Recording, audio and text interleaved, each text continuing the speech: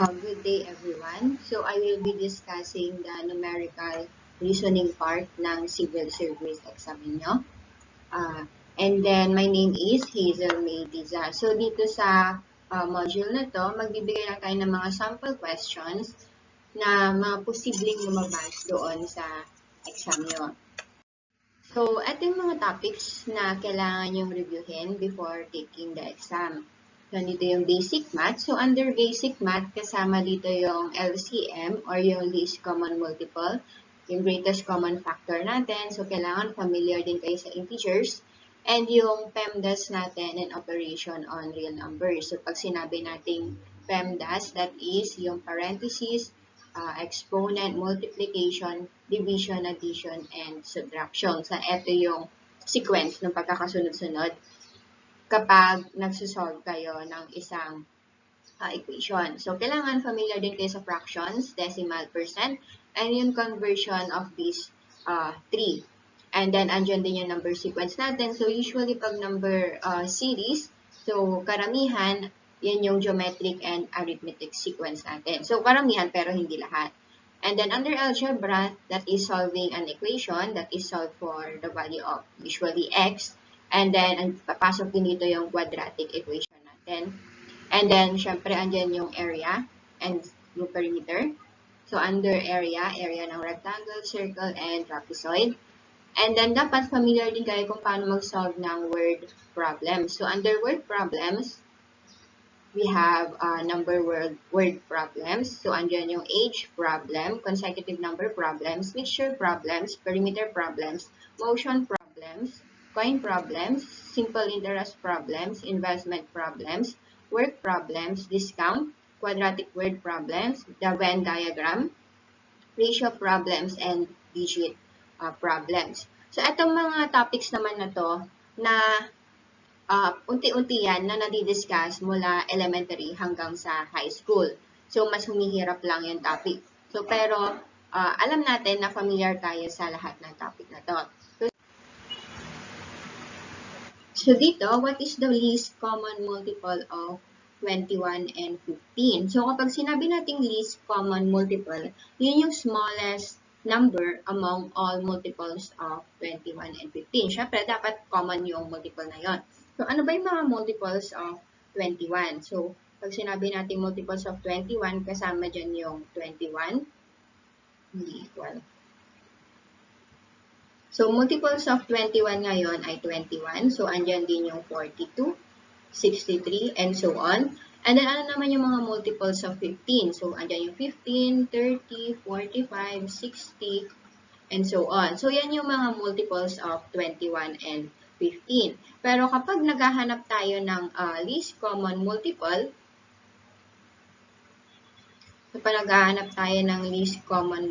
mas maganda kung isusulat natin itong mga numbers natin into product of prime factors. So, ano ba yung mga factors ng 21? 21 natin, equal lang yan sa 3 times 7. And since prime numbers naman na yung dalawa, okay na tayo dyan.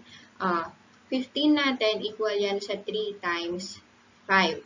So, to get yung LCM ng 21 and 15, equal lang yan ngayon sa 3. So, since etong 3 na to, times 7 times 5. So, kung mapapansin nyo, isang beses lang nating inilagay yung 3 kasi common factor naman siya ng 21 and 15. So, 3 times 7 is 21 times 5, which is equal to 21 times 5 ay 1 times 5 is 5. 5 times 2 is 10. So, magkakaroon tayo ngayon ng LCM na 105. So, kung titignan natin sa choices, syempre, ang sagot natin ay letter B. So, ino-note ko lang pala, mano-mano kayong mag-solve, mag-multiply, mag-divide dito sa exam. Kasi hindi allowed ang calculator dito sa exam, sa CSC exam. So, proceed tayo sa second question natin. What is the greatest common factor of 18 and 24? So, letter A, 2, B, 4, C, 18, D, 6, and E, 12. So, to solve yung greatest common factor, So, by the term itself, yung pinakamalaking common factor ng 18 and 24. So, to solve that, mas maganda kung isusulat ulit natin yung 18 and 24 as a product of their prime factors. So, 18 natin, so ibahin naman natin yung way ng pagsusulat ng prime factors ng numbers natin. So, 18 equal lang yan sa 2 times 9. Pero yung 9 natin is equal to 3 times 3. So, therefore, yung 18 natin ay 2 times 3 times 3. So, yung 24, equal naman yan sa 2 times 12, where 12 can be written as 3 times 4, and 4 is equal to 2 times 2. So, nagkaroon tayo ngayon ng product ng mga prime numbers natin. So, sulat lang natin ulit. So, ganun lang tayo nagsusolve ng mga prime factors. So, 18 daw natin is equal to 2 times 3 times 3. 24 is equal to 2 times 2 times 2 times 3. Tama ba? 2 times 3 is 6 times 2 is 12 times 2 is 24. So, sa GCF, greatest common factor, so unlike doon sa LCM kanina na kinukuha natin yung least common multiple, kaya kinukuha natin lahat ng prime factors nila.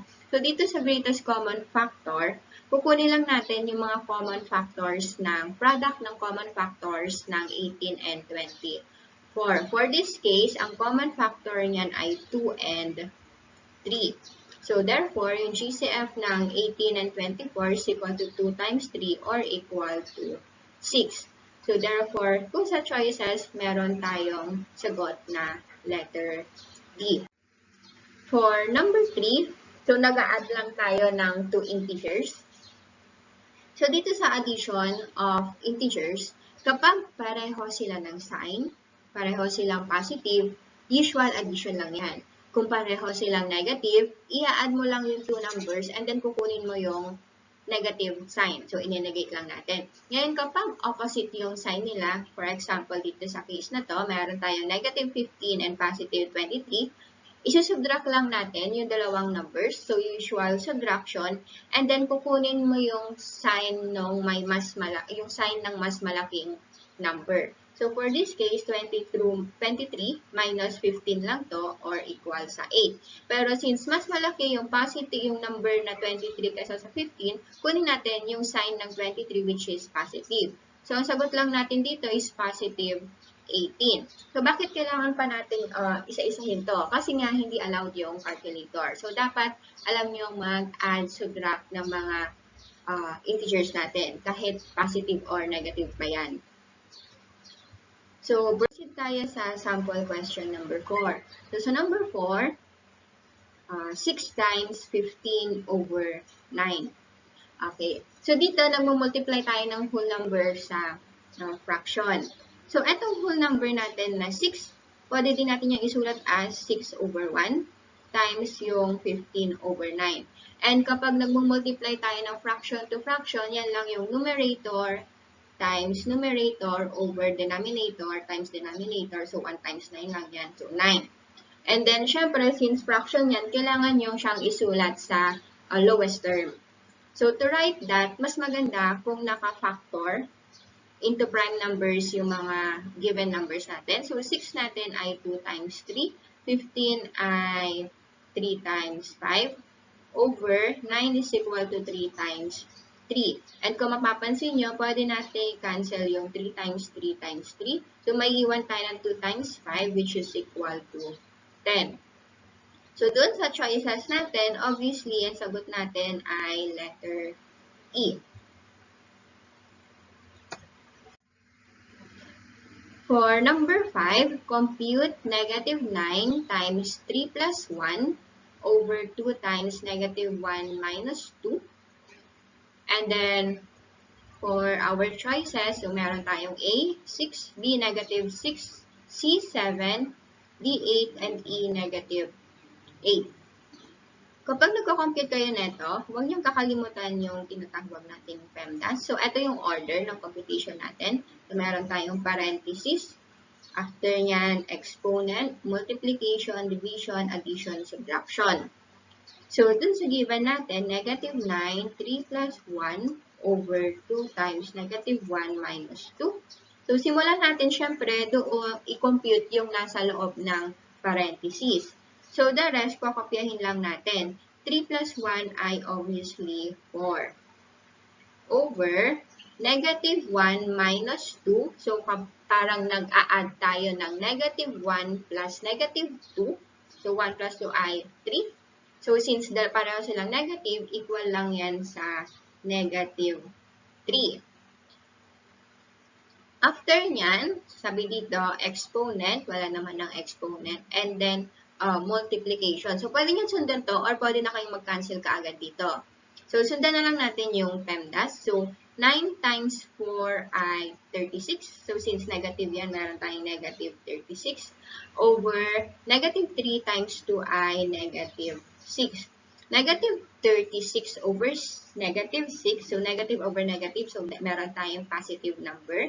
36 over 6 ay, therefore, that is equal sa 6. So, negative 36 over negative 6 is equal to 6. So, therefore, meron tayong sagot na letter A. For number 6, compute 3 divided by 5 times 9 plus 4. Susundan lang ulit natin yung PEMDAS natin. So, 3 divided by 5 times 9 plus 4. So, since wala tayong parenthesis, okay na tayo dito. Wala rin namang exponent. So, simulan natin dito sa multiplication. So, hindi nyo sisimulan dito sa division papunta dun sa plus. So, simulan natin sa multiplication. 3 divided by 5 times 9 ay 45 plus 4. Okay na tayo sa multiplication. And then, proceed tayo sa division. So, 3 divided by 45, para sinasabi natin na 3 over 45 plus yung naiwan na 4. So, to solve this, 3 over 45, simplify lang natin. Yung 45 natin can be written as 3 times 15. Tama naman, di ba? 15 plus 15 is 30 plus 15, 45. Kaya, 3 times 15 is equal to 45 plus yung 4 natin. So, nire-write lang natin kasi gusto natin i-simplify yung fraction para mas madaling i-add yung fraction sa whole number 4 natin. So, cancel natin yung 3. So, magkakaroon tayo ng 1 over 15 plus 4. And then, kunin natin yung LCD. That is, meron tayong 15. So, 15 na yung denominator dito. Therefore, kakopyahin na natin yung numerator na 1 plus. Ito kasing 4 na to, 4 over 1 lang yan. So, meron tayong 15 divided by 1 ay 15 times 4. 15 times 4 ay, so, isa-isa natin. 15 times 4, meron tayong 4 times 1 ay 4 plus 2, 60. So, that is equal to 60, which is equal to 60 plus 1 ay 61 over 15. So, dito sa choices natin, A is 3 over 49, B is 29 over 5, C is 61 over 15, which is yung sagot natin. So, for sample question number 5, the fraction 15 over 18 expressed in lowest term is, so for our choices, meron tayong A, 3 over 6, B is 2 third, C, 5 over 6, D, 5 over 7, and E, 3 over 5. So, 15 over 18, so para ma-express natin yan into lowest term, kailangan natin siyang i-factor. 15 is equal to 3 times 5, while yung 18 natin ay 3 times 6. Pero syempre, factorable pa rin naman yung 6. Pero since 5 naman na yung andito sa numerator, hindi na natin kailangan i-factor ulit yung 6 natin sa 2 times 3. And kung mapapansin natin, pwede na natin i-cancel out yung common factor sa numerator and denominator. So, magkakaroon tayo ng 15 over 8 is equal to 5 over 6, which is yung letter C. So, proceed tayo sa number 8. 20 is what part of 45? So, for this case, 20 is what part of 45? So, 20 natin is 20 over 45 part of 45. So, kapag ganito yung tanong, yan lang ngayon yung 20 over 45. Pero since fraction yan, mas maganda kung nakasimplify yan into lowest term. For this case, 20 natin is equal to 4 times 5. 45 is equal to 3 times 15. Tama ba? 3 times 15. So, simplify pa natin yung 15. 15 natin is equal to 3 times 5. So, sa part na to, pwede na natin i-cancel yung 5. So, sa numerator, meron tayong 4. 4 is 2 times 2. Wala naman factor na 2 dito sa denominator. So, okay na yan. 4 over 3 times 3, which is equal to 9. So, yung sagot natin ngayon ay 4 over 9. So, sa choices, A natin is 4 over 9, B 5 over 3, C 3 over 5, D 2 over 3, and E 9 over 4. And obviously, yung sagot nyo ngayon ay letter A. For number 9, convert the improper fraction 34 over 16 to mixed number. So, kailan ba magiging improper yung fraction natin? Kapag mas malaki yung nasa numerator compared sa denominator. And paano natin yan i-convert ngayon into mixed fraction? So, for this case, i-divide lang natin. That is 34 divided by 16. So, meron tayong ganito. Ayan. So, for this case, so meron tayong 16, that is 2 yan. Tama ba? 2 times 16, meron tayong 32 over 2. So, meron tayong remainder 2. So, anong ibig sabihin yan? Yung 34 over 16 natin is equal to 2, remainder 2. So, therefore, that is 2 over 16. So, simplifying, equal lang yan sa 2 and 1 over 8. So, 2 and 1 over 8, kung titignan natin yung choices natin, hindi yan yung A, hindi rin B, hindi rin C. That is, meron tayong letter D. For sample question number 10, we have 3 inches is what part of a foot? So, letter A, 1/2, B, 1/3, C, 1/4, D, 2/3, and E, 3/4. So, dito, gumamit tayo, kung mapapansin nyo, dun sa tanong, gumamit tayo ng 2 measurement of length, that is inches and foot. So, kapag ganito yung problem, maganda na dapat isulat natin siya into 1 measurement lang. So, note that yung 1 foot natin is equal to 12 inches. So, basically, yung tinatanong natin kanina is parang 3 inches is what part of 12 inches. So, therefore, katulad din nung tanong kanina, halos pareho lang, we have 3 inches is 3 over 12 part of 12 inches. And then, since fraction to, ang next step natin is to convert yan into lowest term. Note that 12 is equal to 3 times 4. So, simplifying, cancel na yung 3. Magkakaroon tayo ng 1 over 4. So, therefore, yung sagot natin ngayon is letter C, which is equal to 1/4. For number 10, divide the fractions and reduce your answer to lowest term. So, 4 over 5 divided by 6 over 21. So, letter A, 14 over 5, B, 84 over 30, C, 24 over 105, D, 21 over 10, E, 42 over 15. So, kapag nagdi-divide tayo ng 2 fraction, ang ginagawa natin is kino-convert natin yan into multiplication. That is, yung dividend natin na 4 over 5 times reciprocal ng divisor natin na 6 over 21. So, anong reciprocal yan? 21 over 6. And kapag multiplication na yan, madali nang isolve etong dalawa. So, that is equal na lang yan sa 4 times 21 over 5 times 6. So, simplify lang natin. Yung 4 natin is equal to 2 times 2 times 21 natin ay 3 times 7 over 5. So, prime naman na yan. Times 6, where 6 is equal to 2 times 3. And kung mapapansin nyo, pwede nating factor out. So, tatanggalin na lang natin yung 2 times 3 over 2 times 3. So, may iwan tayo ng 2 times 14, ay 2 times 7, which is equal to 14 over 5. So, therefore, kung pagpipilian natin yung choices, asan dito yung 14 over 5? That is letter A. So, proceed tayo sa next. Solve 5 over 6 minus 2 third.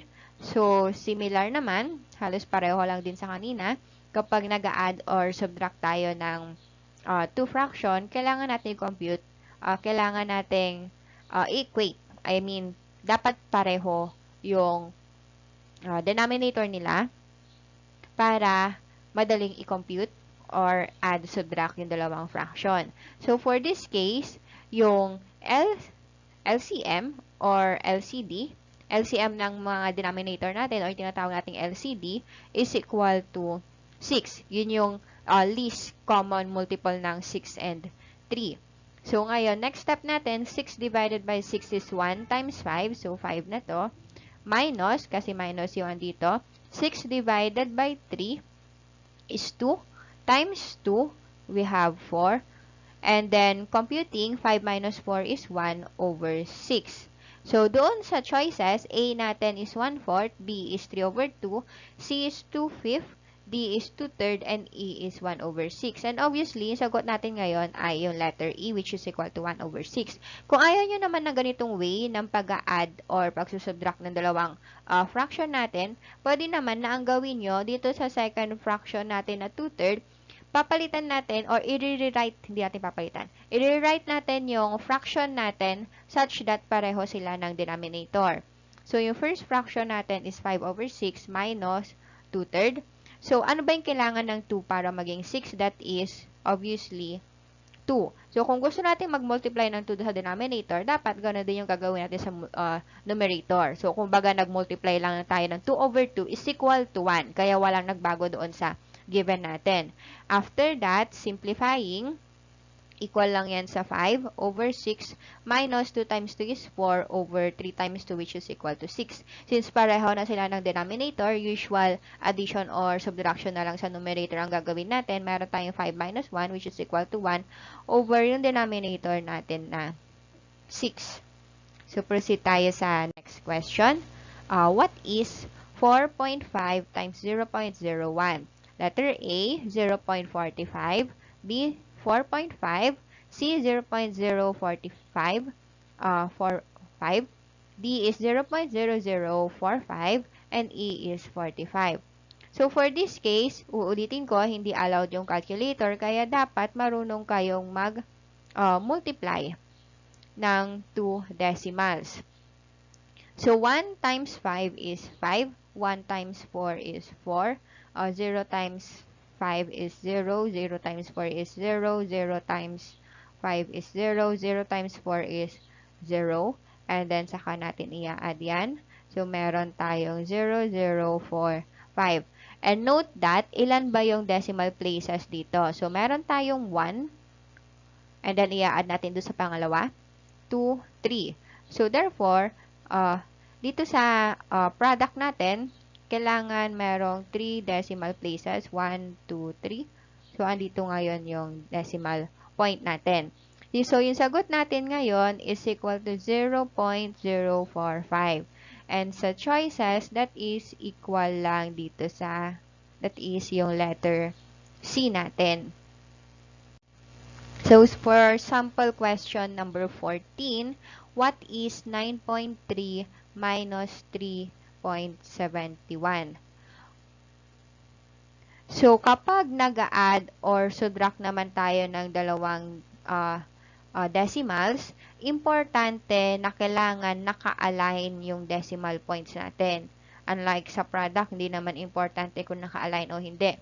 Pero kapag nag-a-add or subtract tayo, kailangan naka-align yung decimal places natin. And ano yung number dito? Pwede mong i-fill na lang yan ng 0. And then, saka natin i-subtract yung dalawang number. So, 0 minus 1, obviously, kailangan natin mag-borrow ng isa dito. So, magiging 2 na yan. Ito ay magiging 10. So, 10 minus 1 is 9. And then, mag-borrow din tayo. So, magiging 8 to. Yung isa ay magiging 12. 12 minus 7 is 5. And then, yung decimal point natin. And then, 8 minus 3 is 5. So, yung sagot natin ngayon, so, kung sa choices, A natin ay 5.59, B 2.78, C negative 2.78, D is 5.49, and E is negative 2.59. Obviously, yan lang yung letter A. Sample question number 15. So, what is the equivalent of 2 over 5 in percent? Letter A, 20%. B is 40%, C is 35%, D is 45%, and E is 75%. So, meron tayong 2 ways on solving this. So, pwede nating i-divide na lang to. 2 divided by 5. So, yan lang yung 5.